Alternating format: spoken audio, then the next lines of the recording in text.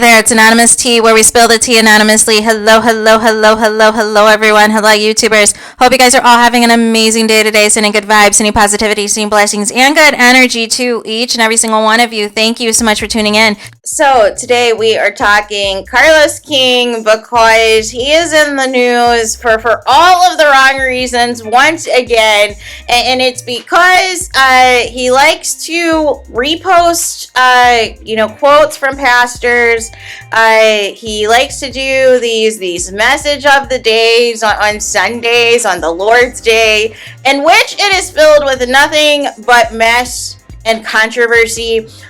This is no different from yesterday's post, in which he is talking about how people that have quote-unquote empty souls, didn't Letitia allegedly say that Melody Cherie had a dark soul, had a black soul, and all these things, and she was cold? Basically is talking about empty souls and how people who have empty souls need to have like all these people around them to feel like they're important, to feel like they're doing something, and they're not all their friends, and all these things, and that they need God. They don't need people, they need God. And so I'm a little confused. Some people think that this is a direct shot at Melody Cherie Rogers, but I'm confused with that take because I thought that for all intents and purposes, the entire cast said Melody Cherie Rogers had no friends, she had no village, she had no people, that everybody hates her, that everybody falls out with her. This came directly, it started with her ex-husband on down. So how could this be about Melody Cherie having all of these friends and family and all these people if you guys were the one that pushed the narrative that she has nobody? Are you shading yourself? Because the moment that you got on as a blogger, the most of your content is featuring other people. You have co-hosts out the wazoos. You have several male content creators that are your co-hosts when you cannot get Dr. Heavenly to be your co-host, and now the kibosh is on that. So I'm sure you're going to be looking for your next co-host. Wouldn't somebody who doesn't need a lot of people be able to promote their platform and push their platform as an individual? Like, I'm just kind of confused as to the logic, because we call out the hypocrisy here, we call out the fakery here, we call out the lies here. And this isn't making any sense whatsoever. The math is not mathing with this particular message of the day. And he's getting dragged in the comments. However, it seems that the group chat that features all of the verified accounts that Carlos King, likes to, think of as his quote-unquote friends when he needs them to partake in his upcoming 4 tour dates that are very spread out over the next couple of months, are now in the comments talking about, oh, this is a word, and blah, blah, blah, blah, blah. And here's the thing. There's also people, though, who are calling him out about speaking in God, about using the Lord's name in vain, about using Bible quotes and scriptures, but are completely living in the opposite world and realm of reality, people. If you are allegedly trying to sabotage other people, if you are allegedly working behind the scenes to allegedly strike other content creators' channels, and they know it's you because your name comes up as the person striking the channel. If you are allegedly giving bad advice to people who are, being exposed because they refuse to allegedly show their real life on a reality TV show that is going to end badly for them and the show that they are on as well, that's not godlike behavior. What happened to you saying that you ignore the haters? What happened to you saying that you don't pay attention to the haters? What happened to you saying that, you don't care what people say because whether it's positive or negative, it brings eyeballs to your shows? What happened to all of that energy? But it seems as though you always shade people that have a following, right? You shade Candy, who had a following. You throw shade at Melody Cherie, who has a following. You threw shade at Mariah, who has a following, who had the vision of Married to Medicine in the first place. Without Mariah's vision, you would not know who Quad is. You would not know who Dr. Heavenly is.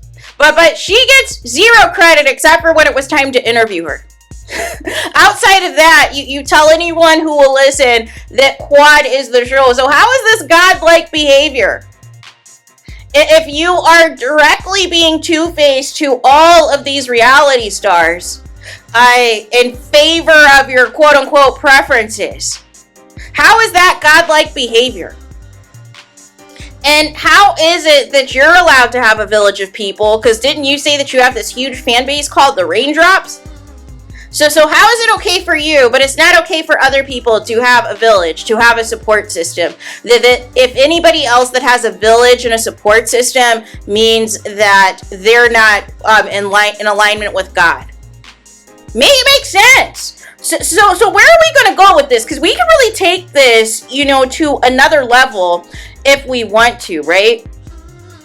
And sometimes the messenger is important. If the messenger is somebody who's not really a true follower of God and only wants to use God when they want to apply certain scriptures to what they think is appropriate, or they want to try to utilize scriptures to throw shade at others, that is not godlike behavior, people. That is not godlike behavior. And how are you concerned about somebody else's soul? See, this is the thing. A true Christian is not obsessed with what somebody else is doing. A true Christian is concerned about their relationship with God.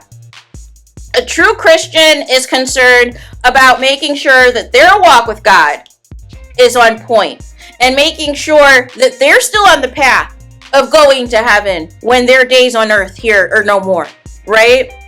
But when you're spending time pocket watching other people, friend watching other people, following watching other people, and trying to throw shots via a pastor quote, via a scripture from the Bible, you've lost the plot. You're no longer, at liberty to give the appropriate opinions from the perspective of the Bible, from the perspective of a quote-unquote Christian, when that is not Christian-like behavior. It is not Christian-like behavior to throw shade at people, to drag other people, to invoke the Bible, invoke scripture, invoke all of these things, to throw shots at other people, and especially doing it on the Lord's Day, when said Christians are supposed to be in church via Zoom or via in person or otherwise, right? So why? This is what I mean, people. You have to be careful sometimes with some of the people that you think are giving quote-unquote advice, when you think people are giving quote-unquote words of wisdom, right? And they try to throw, the Bible and scripture and church and pastors' tweets and all the things in there, because they know how much Christianity is pushed in the Black community. So you think, oh, this person's legit, this person gets it, this person understands my struggle and what I'm going through. I can relate to what this person is saying, but what you don't know is all of the controversy that they have caused themselves, that they have been involved in themselves, all of the behind the scenes things that they're allegedly doing, trying to take others down, trying to use other people as vessels to harm other people, which is very dangerous and very toxic behavior, people. That is not the work of a Christian. That is not the work of somebody who believes in God. You can't have it both ways. You can't claim that you're a Christian, that you're a good person, that you're perfection, that you're, the ruler, the emperor, all these things. But there's only one ruler, and that is God. If you're truly a Christian, right? There's only one king, and that's God. Like, if we need to keep it a buck for what is happening, right? And unfortunately, some people have lost the plot. And, it's sad that people are even in the comments, even bringing up Nene Leakes, who even at one point in time was your op as well, that you refuse to acknowledge as an original housewife of Atlanta, that you threw shade directly at her by not having her on your talk show, when you had the original Atlanta housewives on there, and you conveniently left out Nene Leakes. But the moment the opportunity presented itself, just like with Mariah from Married to Medicine, to have an in-person interview that you knew was going to get a lot of views, because a lot of people still like and support Nene Leakes. Oh, all of that was off the table in terms of you directly making it a point for her not to be there.